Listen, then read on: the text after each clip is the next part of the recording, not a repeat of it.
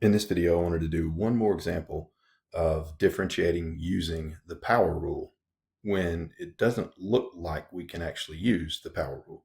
So here we're asked to find the derivative of f of x equals the product of two binomials, 2x plus 1 and 3x squared plus 2. Now, because this is the product of two polynomials, we don't really have a rule to differentiate the product of two polynomials at this point in our studies. Later on, we will. But at this point, we don't have a quote-unquote rule to do this. So the first thing we're going to need to do here before we differentiate is multiply these two binomials together. Multiplying the two binomials, we get 6x cubed plus 4x plus 3x squared plus 2. And now I'm going to write this in the correct descending order of exponents.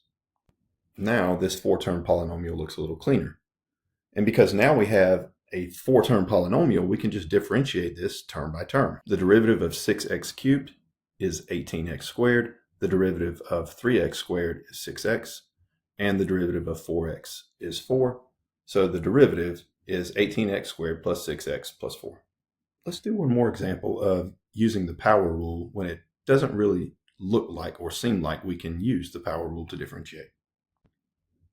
Here we need to find the derivative of f of x equals 6x squared plus 23x plus 2 in the numerator, all over x in the denominator. Here we have a quotient, and it doesn't really look like we can use the power rule to differentiate. We can't just differentiate the numerator and differentiate the denominator and say that's the derivative. It doesn't work that way. We have to use one of our rules. So let's see if we can turn this into an expression that we can then differentiate using the power rule. Because this quotient has a monomial in the denominator, we can rewrite it like this. F of x equals 6x squared over x plus 23x over x plus 2 over x. Now let's simplify each of these terms.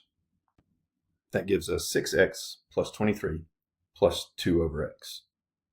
Now it doesn't look like the 2 over x term is a term to which we can apply the power rule. But let's move the x in the denominator up into the numerator and make the exponent on the x a negative 1 instead of a positive 1. The last term, 2 over x, is the same thing as 2 times x to the negative 1. Now we can differentiate term by term using the power rule.